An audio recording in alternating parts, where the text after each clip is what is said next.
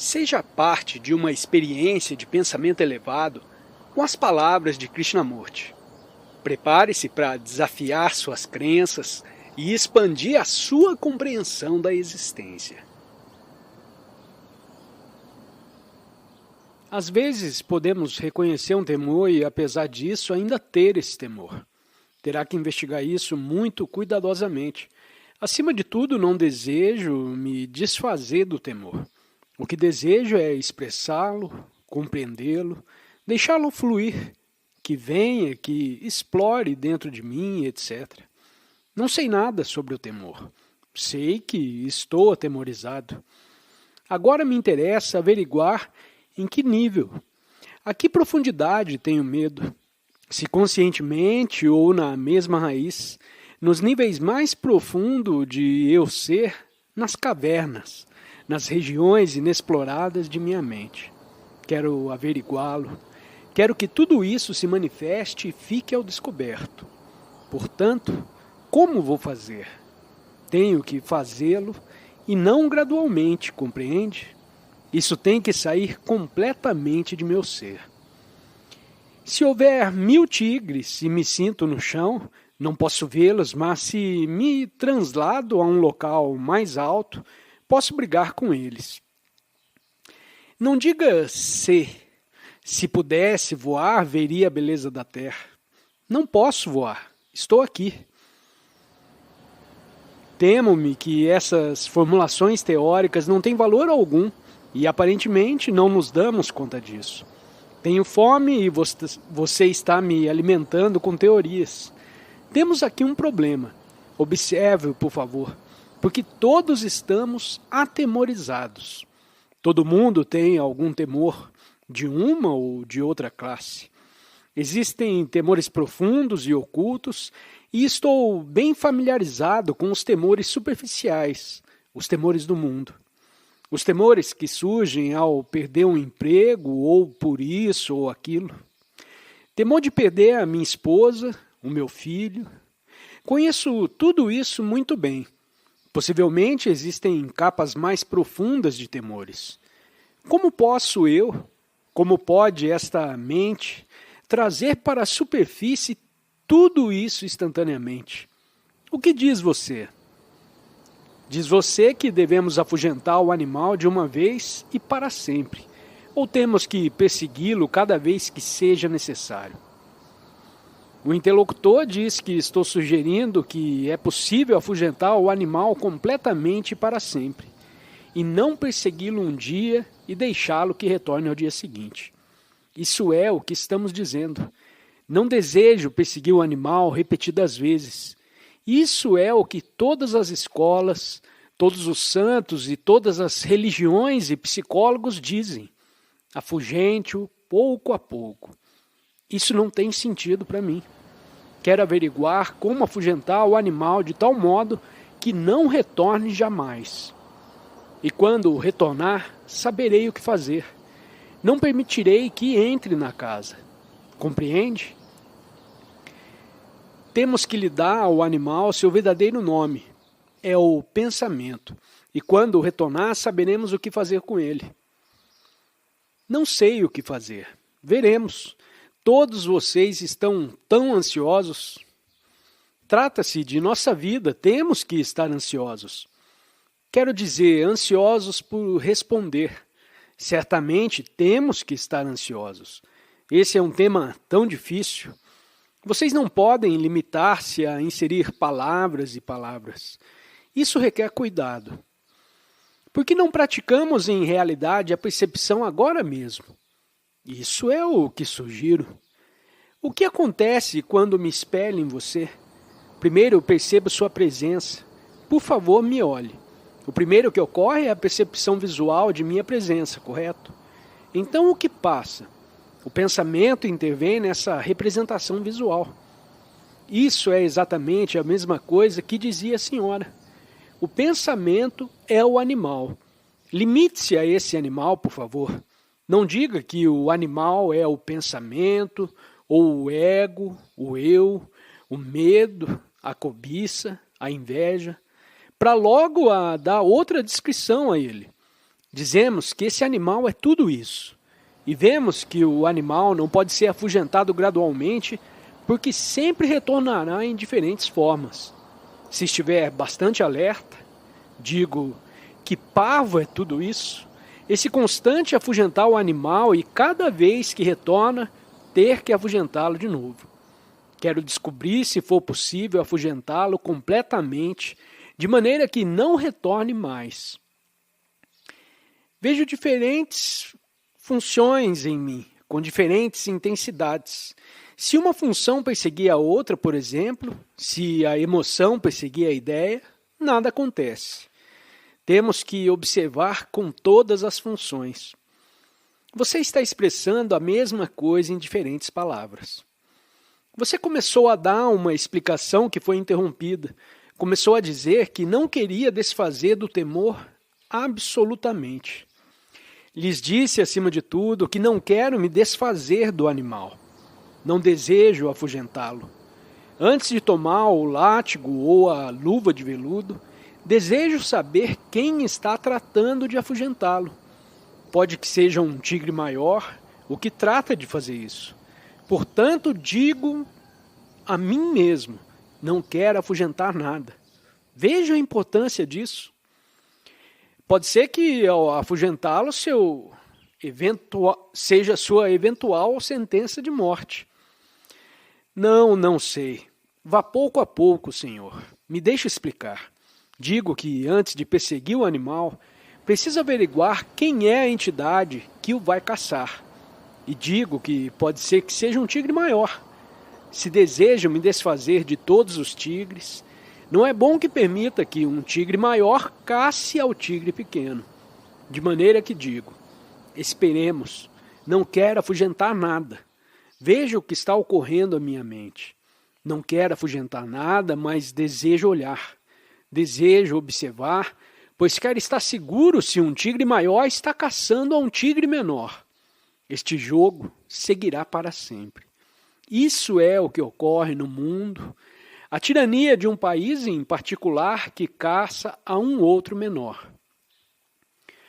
Portanto, me dou conta, observem isso, por favor, de que não devo perseguir nada. Devo arrancar deste raiz princípio de perseguir algo, de vencê-lo, de dominá-lo, porque a decisão que me impele a dizer, tenho que me desfazer do pequeno tigre, pode converter-se no tigre grande. De maneira que tem que cessar completamente toda a classe de decisão, toda a urgência por me desfazer de algo, de afugentá-lo. Então posso observar, e me digo, mesmo que verbalmente, não afugentarei nada. Portanto, estou livre da carga do tempo, que consiste em caçar um tigre com outro tigre. Nisso há um intervalo de tempo, de maneira que digo, não farei nada, não perseguirei, não atuarei, não decidirei, primeiro devo observar. Estou olhando, não me refiro ao ego, mas sim aqui a mente, o cérebro, estão observando. Posso localizar os diversos tigres, a mãe tigresa com seus filhotinhos e o seu consorte. Posso observar tudo isso. Mas tem que haver coisas mais profundas dentro de mim e quero as exteriorizar todas. Devo as manifestar mediante a ação, fazendo algo? Voltando-me mais e mais iracundo e então me acalmando? E uma semana depois voltar a me sentir iracundo e outra vez me acalmar? Ou é que há alguma maneira de observar a todos os tigres, ao pequeno, ao grande, ao recém-nascido, a todos eles, posso observá-los, a todos tão completamente que compreenda a totalidade do assunto? Se não for capaz de fazer isso, então minha vida continuará em sua velha rotina, em sua forma burguesa, complicada e estúpida e ardilosa. Isso é tudo. De maneira que, se souberem como escutar, o sermão dessa manhã terminou. Recordam o conto do professor que falava com seus discípulos todas as manhãs? Um dia, quando subiu à tribuna, chegou um passarinho, pousou-se no suporte da janela e começou a cantar. O professor o deixou cantar. Depois de ter estado cantando por algum tempo, voou. Então o professor disse a seus discípulos: o sermão dessa manhã terminou. Você fala de uma intensa percepção, de um olhar intenso, de um ver intenso. Não poderia dizer que o grau de intensidade que alguém tenha é o que primordialmente faz tudo isso possível? Nós somos vitalmente intensos e tem essa intensidade profunda básica. É isso? A forma em que alguém chega a isso com paixão não motivada, não por isso, é o que parece ser um requisito primitivo. Requisito que já temos, sim? Sim ou não? Senhor, por que damos por sabidas tantas coisas? Não é possível fazer uma viagem e explorar sem saber nada? Uma viagem dentro de nós mesmos, sem saber o que é bom ou mal, o que é correto ou incorreto, o que deveria ser e o que tem que ser, a não ser simplesmente fazer a viagem sem carga alguma? Essa é uma das coisas mais difíceis. O viajar internamente sem sentimento algum de peso. Enquanto você viaja, descobre, não parte dizendo no começo, isso não deveria ser assim, ou isso deveria ser. Aparentemente, essa é uma das coisas mais difíceis de fazer. Não sei porquê.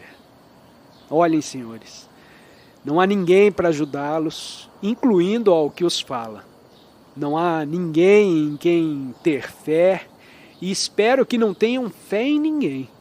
Não há autoridade que possa lhes dizer o que é ou o que deveria ser, lhes dizer que caminhem em uma direção e não na outra, que se cuidem dos perigos, todos assinalados já para vocês. Estamos caminhando sozinhos. Você pode fazer isso? Você diz, não posso fazê-lo porque tenho medo. Tome então o medo e investigue-o até compreendê-lo totalmente. Esqueça da viagem, esqueça-se da autoridade, examine toda essa costura chamada medo. Medo porque não há ninguém em quem podemos apoiar-se, ninguém que lhe diga o que fazer, medo porque poderia cometer um engano. Cometa um engano e, ao observá-lo, saltará instantaneamente fora dele. Descubra conforme caminha. Nisso há mais criatividade que no ato de pintar, de escrever um livro, de subir ao cenário e fazer de si mesmo um macaco. A maior, se posso usar a palavra excitação, o maior sentido de exaltação? Ah, Senhor, não sugira a palavra. Se levarmos a cabo nossa vida diária sem introduzir ao observador, então nada perturba o silêncio. Esse é todo o problema. Mas o observador está sempre jogando mutretas, está sempre projetando uma sombra e, desse modo, criando mais problemas. Nos perguntamos se você e eu podemos fazer uma viagem internamente, sem saber nada, e descobrindo, conforme caminhamos, nossos apetites sexuais, nossos desejos e intenções. Essa é uma aventura tremenda, maior que a de ir à Lua.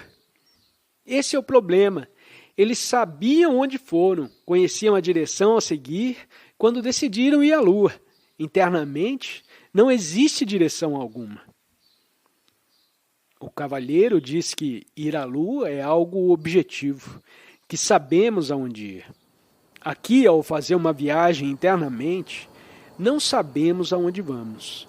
Portanto, há insegurança e temor. Se você souber aonde vai, nunca penetrará no desconhecido. Portanto, nunca será a pessoa verdadeira que descobre o que é eterno. Pode haver percepção imediata, total, sem a ajuda de um professor? Disso é do que estamos falando. não terminamos a outra pergunta. Isso é um problema porque sabemos aonde vamos. Queremos continuar obstinados ao prazer. Não desejamos realmente o desconhecido. Sim, queremos continuar agarrados às abas do prazer. Desejamos nos aferrar às coisas que conhecemos. E com tudo isso desejamos realizar uma viagem. Escalou alguma vez uma montanha? Quanto mais carregado vai, mais difícil é.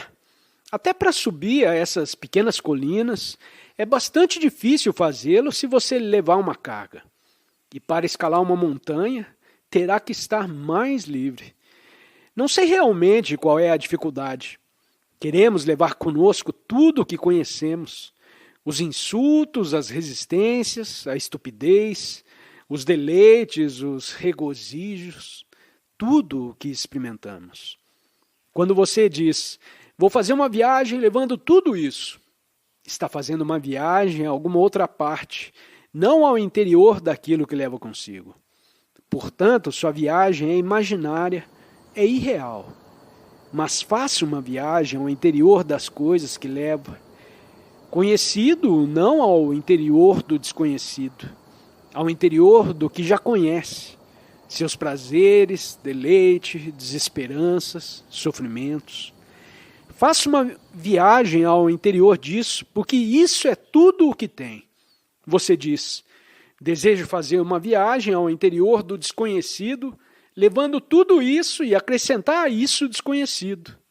Acrescentar outros deleites, outros prazeres. Ou pode que a viagem seja tão perigosa que você diga, não quero fazê-lo.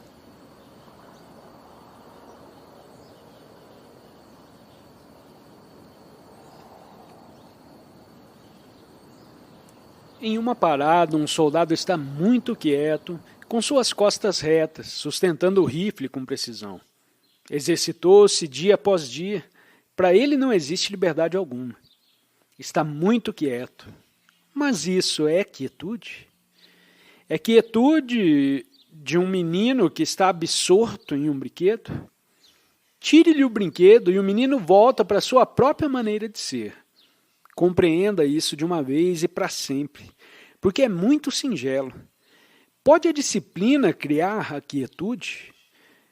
Pode que produza embotamento, um estado de estancamento, mas produz essa quietude, que, sendo quietude, é ao mesmo tempo intensamente ativa.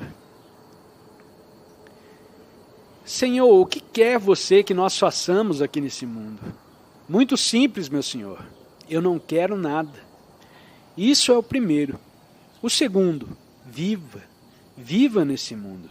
Esse mundo é tão maravilhosamente belo. É nosso mundo, nossa terra sobre a qual vivemos. Mas não vivemos. Somos mesquinhos, divididos, ansiosos. Somos seres humanos atemorizados e, portanto, não vivemos. Não conhecemos a verdadeira relação. Somos seres solitários e desesperados. Não sabemos o que significa esse sentido de viver em êxtase, na sorte. Digo que podemos viver dessa maneira unicamente quando sabemos como estar livres de todas as tolices que enchem nossa vida. E estar livre delas só é possível quando nos damos conta de nossa relação, não só com os seres humanos, mas também com as ideias, com a natureza, com tudo.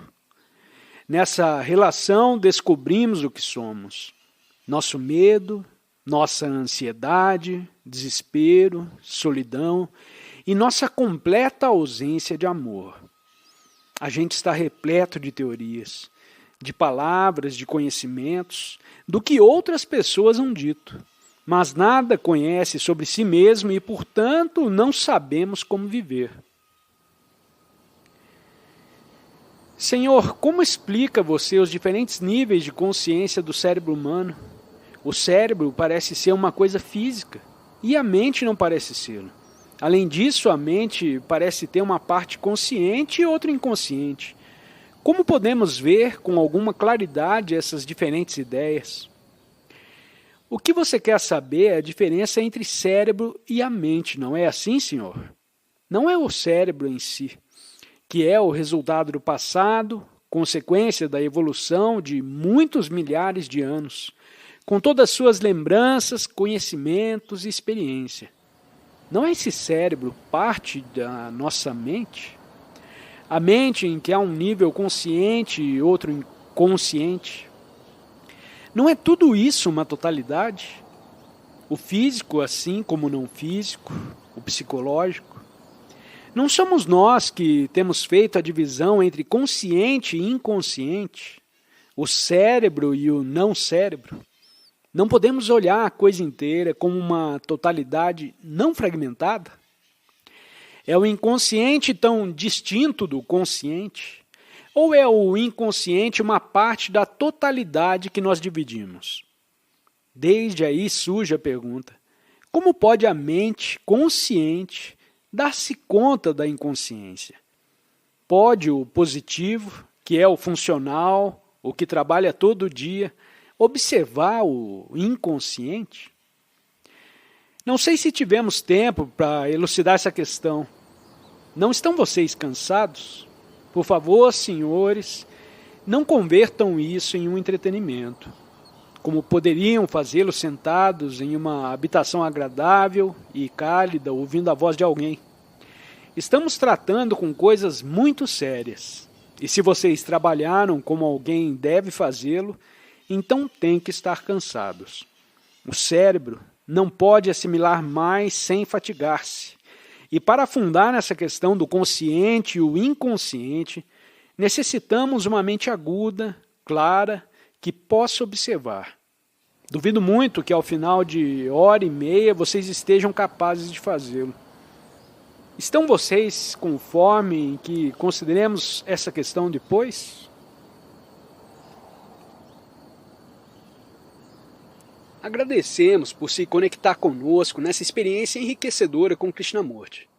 Para aprofundar seu entendimento, confira os 2 vídeos recomendados na tela. Desafie-se a explorar mais. Compartilhe suas perspectivas nos comentários e não se esqueça de se inscrever para continuar essa jornada conosco.